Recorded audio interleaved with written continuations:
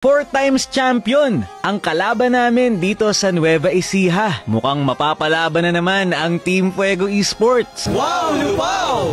Grabe, ilang tournament nang hindi natatalo ang team na ito dito sa Nueva Ecija. Bago tayo matuloy sa susunod na game, ito ay powered by Mountain Dew, ang official partner ng Sugod Squad.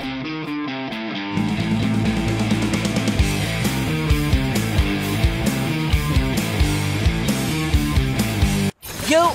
Andito na naman ang inyong Boss Eloy at ngayon, ang papanoorin nating labanan ay ang Team Fuego. Kalaban ng kampyon ng Lupao Nueva Ecija ang Team Wowlu. Ano ko po, Hennessy, pinipressure agad si Nash JZ kasama si Senpai Nico pero napalalim ang dalawa. Tinamaan dito ng Phoenix Descent at ang Phoenix Strike ni Tyler mga kaibigan. First blood dito si Hennessy and Real gets the kill ng Senpai Nico. Ano ko po, SP. Ang nasilipan naman ni Tyler, tinamaan ng Phoenix Strike mga kaibigan. Mabubuhay pa kaya? But I think he is out of harm's way. Pabuhay pa lang ating unang pagong pero nagbabalagbagan agad sa EXP side ng Upo Hennessy. Tinamaan dito ng Bloodbath ni Baki Hanma. Here comes the Tempest of Blades as well as the Defiant Sword by Nash JZ. But Baki Hanma still takes him down and Team Wowlu makakalibre sa ating unang pagong mga kaibigan just by that EXP take. Ang ganda ng play na yon.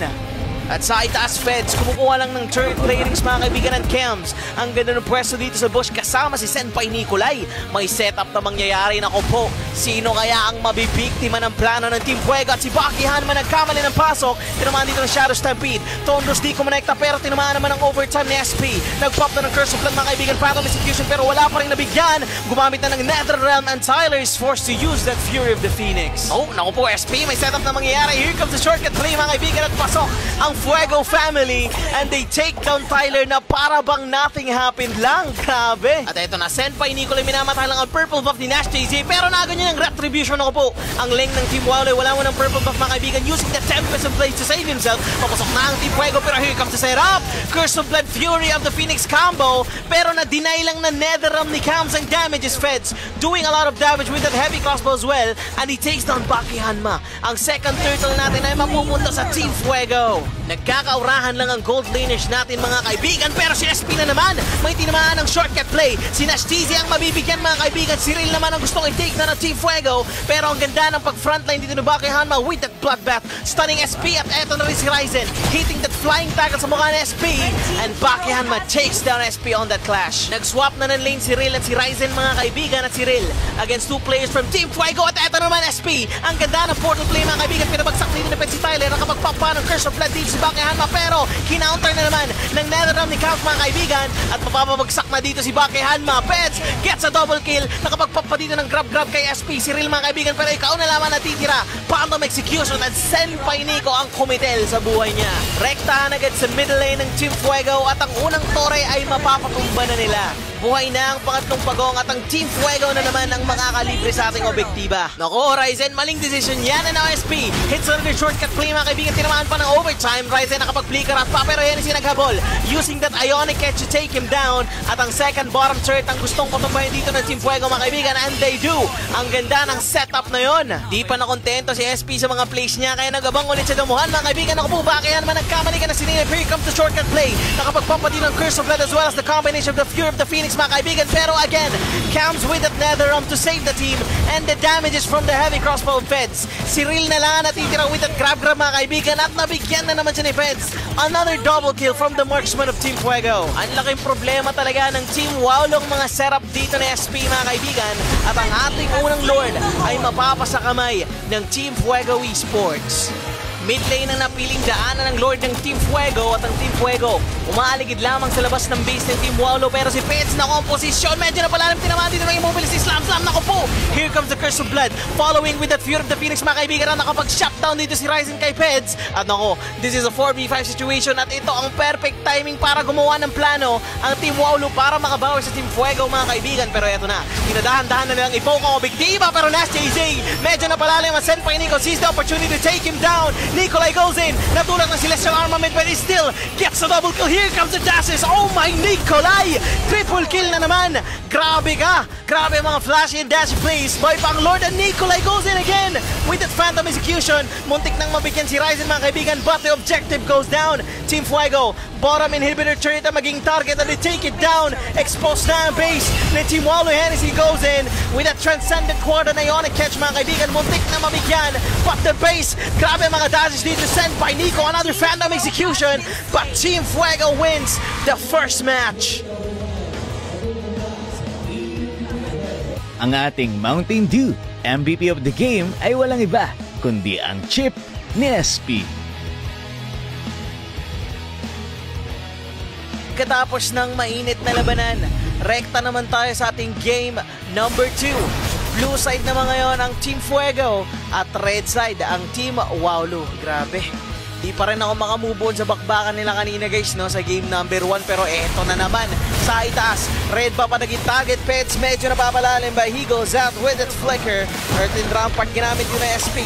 Nagpapakasakaling marisa na ating objektiba, pero naku po, siya naman ay naglalem. Pinabanatan na dito ng mga players na Team Walu. Isang one hit na lang and Tyler gets the kill on SP.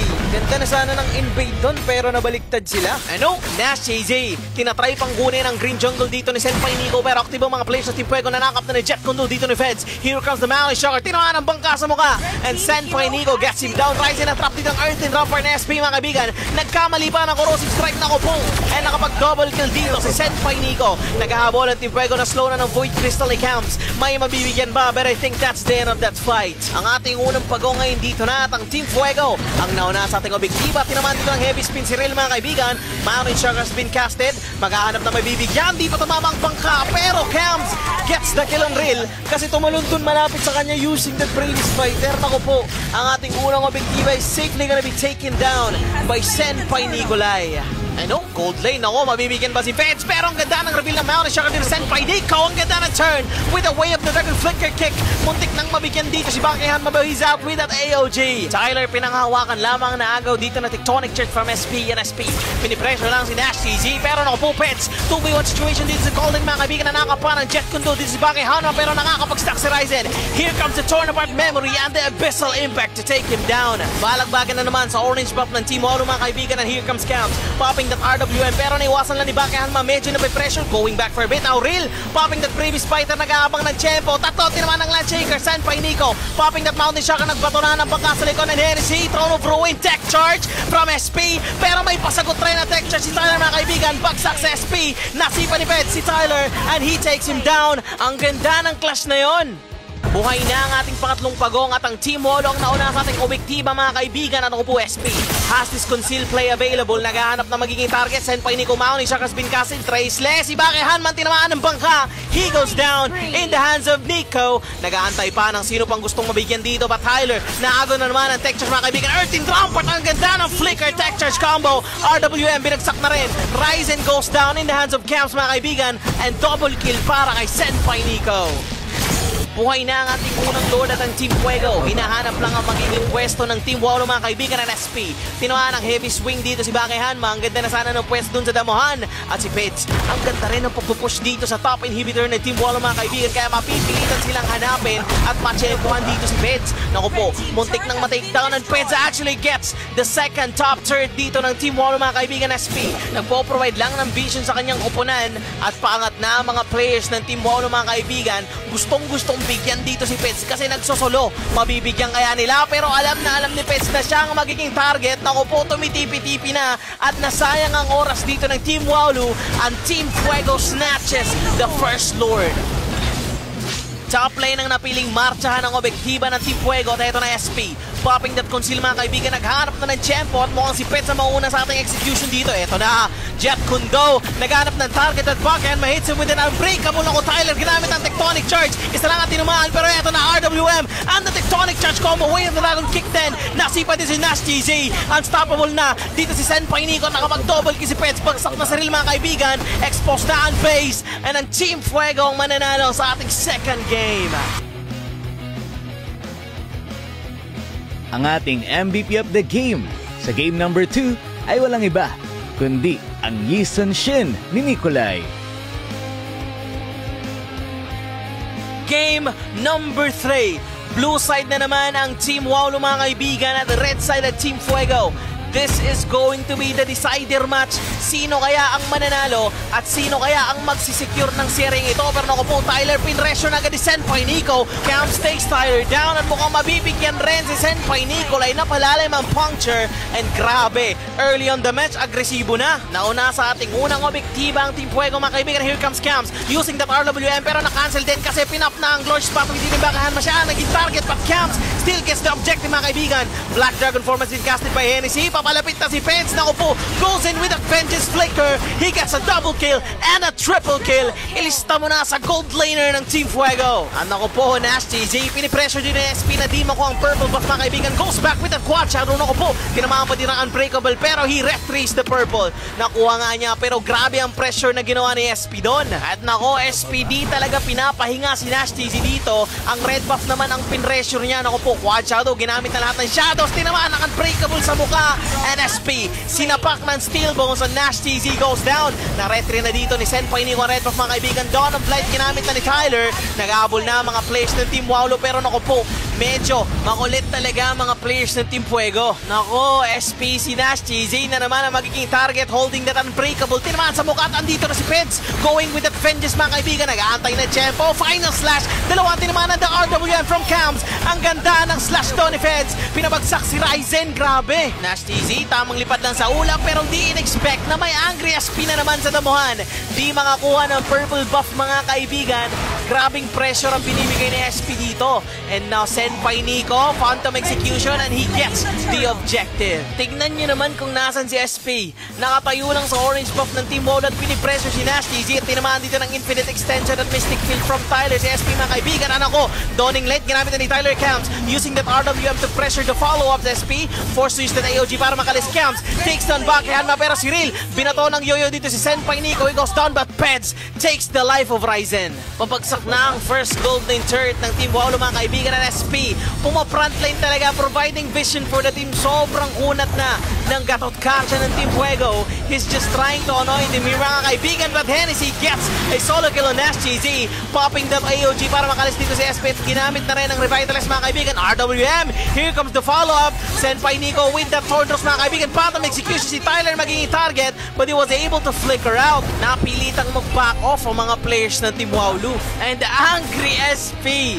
di talaga pinapalaro si Nash TZ, mga kaibigan. Level 6 pa siya dito at level 11 na si Senpai Nico. Pero tingin kay Feds, Dante strike para makapag-stack ng Vengeance Slash, mga kaibigan. Waiting sa final slash. Ayun na nga, RWM from Camps. Pero tinamaan siya ng ligaw na Dawning Light dito ni Tyler. Bumagsak siya sa torre but si Hennessy rin ang nagpabagsak kay Real. Nako, Tyler, gusto ko i-check ang objektiba pero naku po, tinila na ng AOG. Tinamaan sa mukha, Dragon Tail kumonekta pero si Camps pa rin ang nagpabagsak sa kanya using that Void Blast. And ang second bottom turret ay babagsak na rin. Black Dragon form has been used by Hennessy, mga kaibigan, at ang second build turret ang magiging target ng Team Fuego. Pero si Camps may pabigla ang RWM dito and Senpai Nico puncture pero nakancel ang Phantom Execution. Thornros na lamang goes back in with the Phantom Execution. Tinamaan dito si Real. Tyler with a Dawning Light. Medyo napalangan si SA. Tinamaan ni Yoyo. He gets down. Na-shutdown siya ni Real. And grabe, medyo napapaasim ang Team Fuego. Buhay na ang ating unang Lord at Peds. Going hyper-aggressive on Real here, mga kaibigan. Tinamaan ng Dodley Strike and the 3-man final slash. RWM from Camps. Bagsak na si Ryzen dito, mga kaibigan. Pumapalag pa si Bake Hanma. Pero here comes the AOG. Tinamaan sa mukha. Tyler with the Dawning Light. Nash TZ goes in with the Quad Shadow Shadugi combo. Pero kinakapos sa damage. And Hennessy takes down Bake Hanma, mga kaibigan. Black Dragon form has been casted by Hennessy. Nagahabol. Dragon Tail. Double kill para kay SC, mga kaibigan. Senpai Nico tries to cast him out. But that is the end of that fight. Patuloy sa pag-aura ng Team Fuego at ang mid-turret holy silang gusto nilang pasabugin, which they will do now. Camps using that reload manipulation para maalis ang mga defenders sa mid-turret, mga kaibigan. At ang bottom inhibitor turret naman ang babanggayan ng Lord ng Team Fuego. Binanggana and now Hennessy casting that Black Dragon form para i-pressure mga players ng Team Waulo, mga kaibigan. Dawning Light para pandepensa ni Tyler. At nag-aabang na lang tayo kung ano pang itutulak nila. Mid inhibitor ay matutulak na rin. Bagsak na ang Lord, but grabe ang ganda ng final slash doon, mga kaibigan. Pero kano pa sa follow-up, tinamaan ng curtain call. Now Pupeds medyo napalalim and he goes down in the hands of Tyler and the players of Team Fuego. Fuego will be backing off along with the Revitalize. Team Fuego on top, inhib naman ang gustong kunin pero naku po, SP na palalim nagkamali ng AOG mga kaibigan, and he is now stuck on the glorious path of Baki Hanma. Heavy crossbow has been casted as well mga kaibigan, binabanatan na ng mga skills, and he goes down in the hands of the Hylos. At eto na, dawning light, nakita ng mga players ng Team Fuego, muntik nang ma-takedown si Kams doon. Isang one hit na lang si Kams guys, grabe. Nadepensahan pa ng Team Waulo ang kanilang base, and now Team Fuego will be going on our second Lord mga kaibigan para i-secure na ang pag-end sa laro na to. Madedepensahan pa kaya ng Team Waulo ang pagregasan ng Team Fuego ngayong nakuha na nila ang ating pangalawang objektiba? Grabe guys, Team Waulo pumupusod pa rin. Ang ganda na pinapakita nilang laro. Pero now, the bottom inhibitor turret ang dadaanan ng ating objektiba mga kaibigan. SP, andito na sa ilalim. Nico hits that with the Thorn Draws at ang phantom execution. Medyo low na si Baki Hanma. Forces to use that glorious pathway and Revitalize to save himself. Pero AOJ! Tatlonte naman RWM from Camps. Nagbabagsak na ng boardless. Kinamit pa ni Thailand. Dawning Light just trying to defend mga kaibigan. But this is a very bad spot. Black Transform kinamit ni Asay. Ang ganda ng Fierce Dive. Dalawante naman na Petrify. And Team Fuego wins this show match.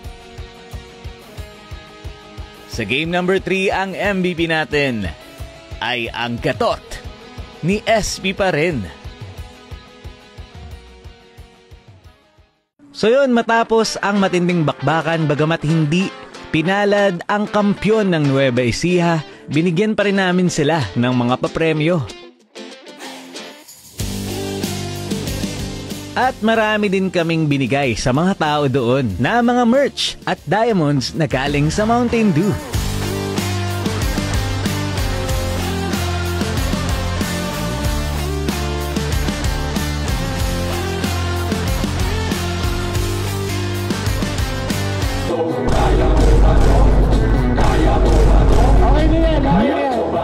May gaming chair din na galing sa TT Racing. Sobrang nag-enjoy ang mga tao.